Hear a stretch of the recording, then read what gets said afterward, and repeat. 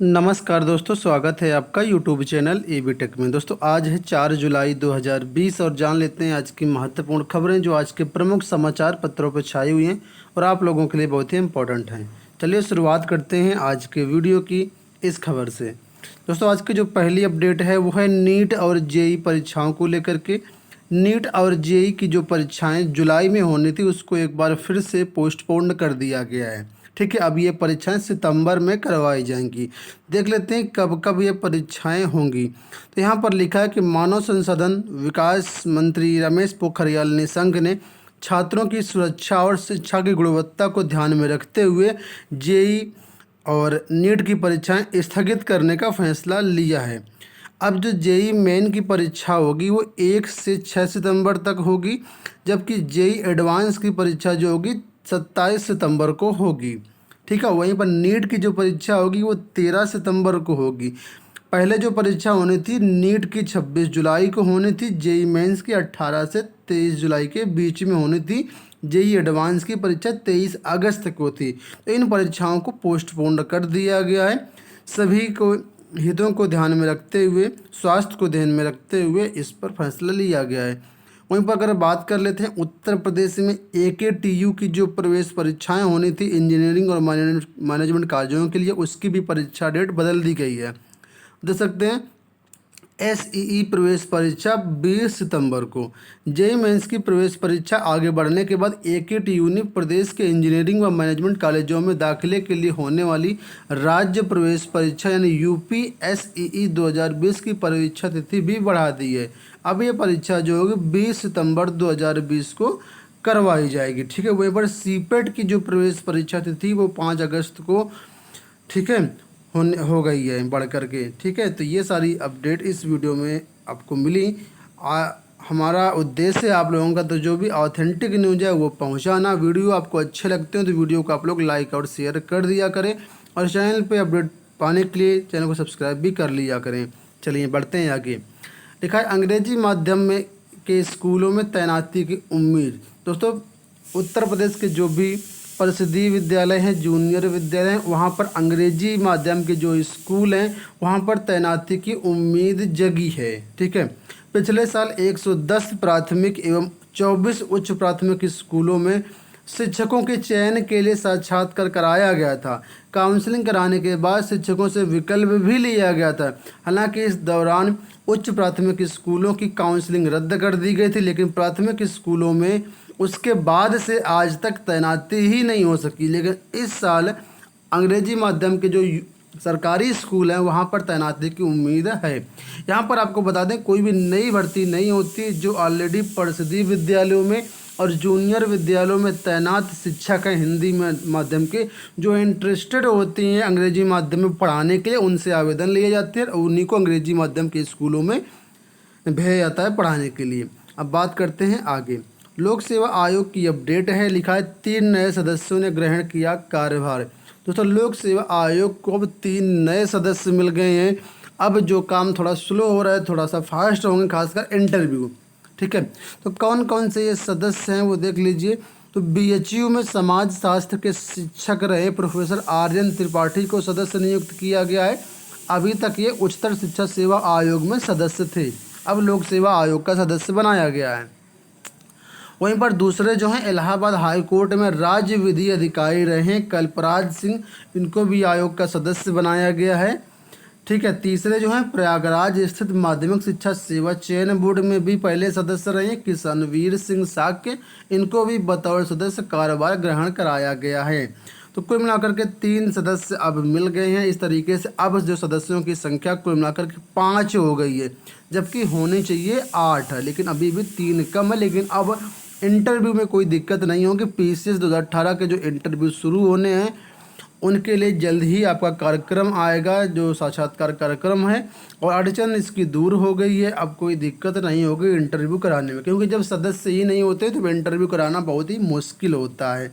ठीक है, तो ये अपडेट हो गई UPPSC को लेकर के। बात कर लेते हैं बैंकिंग सखी की। दोस्तों उत्तर प्रदेश में 56,000 बैंकिंग सखी की भर्तियां हो रही हैं। ठीक है, ये सरकारी नौकरी नहीं है, लेकिन यहाँ पर आपको एक जीविकापार्जन के लिए अच्छी खासी कमाई हो सकती है। शुरुआती के दौर में आपको यहाँ पर कंप्यूटर वगैरह खरीदने के लिए 50,000 रुपये मिलेंगे और उसके बाद 4,000 रुपये आपको मंथली मानदेय भी दिया जाएगा। लेकिन जब यहाँ पर आप काम करने लगेंगे तो अच्छी खासी यहाँ पे आपका कमीशन बन जाएगा। ठीक है, और इसके लिए आवेदन फॉर्म शुरू हो गए हैं। सिर्फ महिलाओं की भर्ती है, इसको बीसी सखी के नाम से भी जाना जा रहा है। ठीक है, तो कैसे इसमें आवेदन कर सकते हैं? आपको गूगल प्ले स्टोर से यूपी बीसी सखी ऐप डाउनलोड करना पड़ेगा। डाउनलोड करने के बाद आप यहाँ से आवेदन कर सकते हैं। कोई दिक्कत हो तो आप लोग बताइएगा, इसके लिए अलग से मैं एक सिंगल वीडियो बना दूंगा, उसकी सारी जानकारी आपको उसमें मिल जाएगी। कोई भी कन्फ्यूजन होती है तो आप ये नंबर दिए गए नंबर पर जानकारी ले सकते हैं। आपको बता दें क्या क्या एलिजिबिलिटी क्राइटेरिया है, तो यहाँ पर लिखा है एलिजिबिलिटी क्राइटेरिया, इसको आप पढ़ लीजिए या स्क्रीनशॉट ले लीजिए। ये आप लोगों को हमारे टेलीग्राम चैनल पर भी लिंक जो पोस्टर है मिल जाएगा, आप वहाँ से भी इसको देख सकते हैं। बात करते हैं अगली अपडेट की। दोस्तों एक अच्छी अपडेट निकल के आ रही है, लिखा है कोरोना टीका 15 अगस्त तक तैयार होगा। कोरोना की संख्या लगातार बढ़ती जा रही, ऐसे में एक अच्छी न्यूज़ आपके सामने आ चुकी है। हालांकि 15 अगस्त ये एक एक्सपेक्टेड डेट ही है, कोई फाइनल डेट नहीं है, लेकिन उम्मीद है कि आ सकता है टीका। तो यहाँ पर लिखा है भारत बायोटेक और आईसीएमआर ने इसको मंजूरी दे दी है। भारत बायोटेक एक टीका तैयार कर रहा है। ठीक है, और इसका जो 2 चरण के लिए ट्रायल होना उसकी मंजूरी मिल चुकी है। आईसीएमआर ने कहा है कि ये टीका 15 अगस्त तक तैयार किया जाए। उसने भारत बायोटेक और 12 अस्पतालों को कोवैक्सीन परीक्षण को सर्वोच्च प्राथमिकता के साथ पूरा करने का निर्देश दिया है। ठीक है, इस वैक्सीन का नाम है कोवैक्सीन। ठीक है, कोवैक्सीन इस टीके का नाम है और इसको 15 अगस्त तक तैयार सर्वोच्च प्राथमिकता के साथ पूरा करने के निर्देश दिए। हालांकि इसमें परीक्षण चलेगा।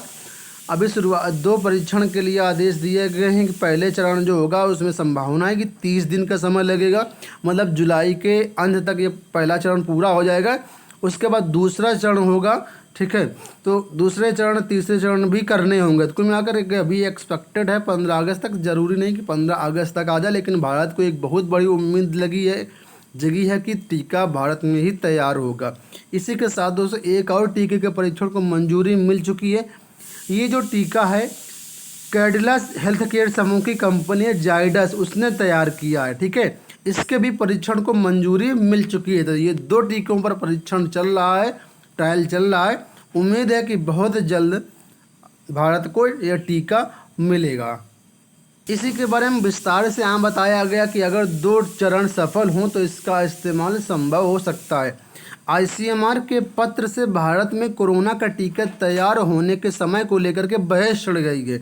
भारत बायोटेक के चेयरमैन और एमडी डॉक्टर कृष्णा इल्ला के मुताबिक अगर कोवैक्सीन के पहले 2 चरण का ट्रायल सफल रहा और नियामक इसे हरी झंडी देता है तो सीधे इसके उत्पादन के साथ इस्तेमाल शुरू किया जा सकता है।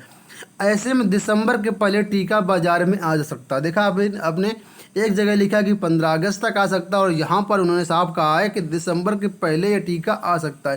कहने का मतलब समय को लेकर के अभी कोई भी कन्फर्मेशन नहीं है, लेकिन टीका भारत में सक्सेस मिल रही है बनाने के लिए, तो ये एक अच्छी बात है। ठीक है, किस तरह प्रक्रिया चल रही है तो यहाँ पर लिखा है कि एनआईवी पुणे ने स्ट्रेन इकट्ठा किया है। भारत बायोटेक ने इससे इनएक्टिवेटेड वैक्सीन तैयार की है। कंपनी केंद्रीय औषधि मानक नियंत्रण संगठन के निर्देशन में मानव परीक्षण करेगी। इसके लिए 1200 वॉलंटियर की भर्ती की जा चुकी है। पहला चरण जुलाई के अंत तक पूरा हो जाएगा।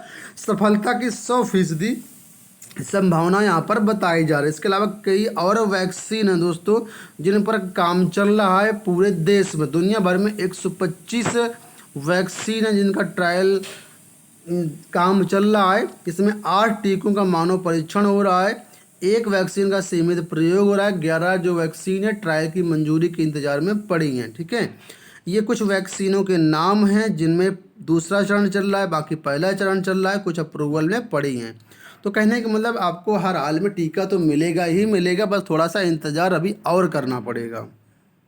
बात करते हैं अगली अपडेट की। लिखा है मेडिकल कॉलेजों में ओबीसी को आरक्षण दे। सोनिया गांधी ने सभी मेडिकल कॉलेजों में ओबीसी आरक्षण सुनिश्चित करने की मांग की है। पार्टी अध्यक्ष ने कहा कि राष्ट्रीय पात्रता से प्रवेश परीक्षा नीट के जरिए मेडिकल संस्थानों में होने वाले दाखिलों में छात्रों को आरक्षण की सुविधा नहीं मिल पा रही है। इस संबंध में उन्होंने प्रधानमंत्री नरेंद्र मोदी को पत्र भी लिखा और कहा है ओबीसी आरक्षण को दिया जाए। बात कर लेते हैं 69,000 शिक्षक भर्ती की। 69,000 शिक्षक भर्ती में दोस्तों 7 जुलाई को कई सारी याचिकाओं पर सुनवाई होनी है। यहाँ पर देख सकते हैं कि उत्तर कुंजी को जो मामला था जिसमें सिंगल बेंच ने स्टे ऑर्डर दिया था, उसमें से ऋषभ मिश्रा की याचिका है जो सुप्रीम कोर्ट में लगी हुई है। 7 जुलाई को इसका केस लगा हुआ। जैसा कुछ अपडेट निकल के आएगा आपको आने वाले वीडियोस में सूचित किया जाएगा। वहीं पर दोस्तों एक और केस है जिसमें सरकार ने 69,000 शिक्षक भर्ती मॉडिफिकेशन अपील दायर की थी। आप लोग जानते हैं कि 37,000 पदों को रिजर्व करने की बात थी शिक्षा मित्रों की तरफ से, तो उसी के लिए मॉडिफिकेशन सरकार ने अपील डाली थी। उसकी भी जो सुनवाई है वो 7 जुलाई 2020 को हो सकती है। यहाँ पर आप देख सकते हैं केस लगा हुआ है और यहाँ पर देख सकते हैं कौन सा केस है, तो वही केस है सूबेदार सिंह वाला। ठीक है, तो जैसा कुछ अपडेट निकल के आएगा आपको आने वाले वीडियोस में सूचित किया जाएगा। अब बात कर लेते हैं हाई स्कूल इंटर कंपार्टमेंट परीक्षा को लेकर के। दोस्तों स्क्रूटनी 2020 के लिए हाई स्कूल इंटर के लिए आवेदन शुरू हो गए। अगर आपने करना है आवेदन तो डिस्क्रिप्शन में लिंक मिल जाएगा, जा करके आप लोग कर दीजिए। एक तरीके से रीचेकिंग के लिए होता है स्क्रूटनी। यहाँ पर बात हो रही कंपार्टमेंट की, तो दोस्तों कंपार्टमेंट जो परीक्षा है उसके लिए आवेदन अभी तक शुरू नहीं किए गए। ऑनलाइन आवेदन ये भी भरे जाएंगे, लेकिन अभी तक आवेदन शुरू नहीं हुए। आपको बता दें कंपार्टमेंट परीक्षा क्या होती है। तो अभी तक ये कंपार्टमेंट परीक्षा सिर्फ 10 में होती थी, इस साल से 12वीं में भी शुरू किया गया। अगर कोई छात्र है जो 4 विषयों में पास है और 1 विषय में फेल है, तो वो छात्र एक विषय में कंपार्टमेंट का फॉर्म भर सकता है। यानी अगर आप भी 4 विषय में फेल हैं, एक विषय अगर आप 4 विषय में पास हैं, ठीक है, और 1 विषय में फेल हैं आप लोग, तो इंटर में की बात हो रही तो आप लोग स्क्रूटनी का कंपार्टमेंट का फॉर्म भर दीजिए। अभी फॉर्म आया नहीं है, जैसे ही आएगा आपको इसी चैनल पर सारी अपडेट दी जाएगी। ठीक है, और कंपार्टमेंट में जिस विषय के लिए आप फॉर्म भरेंगे उसकी परीक्षा होती है, लेकिन कोरोना को देखते हुए अभी परीक्षा करा पाना संभव भी नहीं है। तो ऐसे में उम्मीद जगी है कि कंपार्टमेंट के जो फॉर्म आएंगे वो अगस्त में आने की उम्मीद है। तो इसी चैनल पर साथ बने रहिएगा, चैनल को सब्सक्राइब कर लीजिएगा, सारी अपडेट आपको इसी चैनल पर दी जाएगी। और अंत में बात कर लेते हैं एलयू और एकेटीयू की परीक्षाओं को लेकर। दोस्तों लखनऊ विश्वविद्यालय की जो बीए, बीएससी, बीकॉम की परीक्षाएं, एलएलबी की परीक्षाएं, अन्य कोर्सों की परीक्षाएं होनी थी, उनको फिलहाल पोस्टपोन कर दिया गया, स्थगित कर दिया गया। इसी तरीके से एकेटीयू की जो परीक्षाएं होनी थी उनको भी पोस्टपोन कर दिया गया है। ये आप सबके लिए एक बड़ी अपडेट है। बहुत से छात्र हैं जो लखनऊ विश्वविद्यालय की जो परीक्षाओं का विरोध कर रहे थे, तो फिलहाल परीक्षाएं स्थगित कर दी गई हैं। ये हो गया आज का वीडियो। आई होप आपको वीडियो पसंद आया होगा। पूरा वीडियो देखने के लिए धन्यवाद।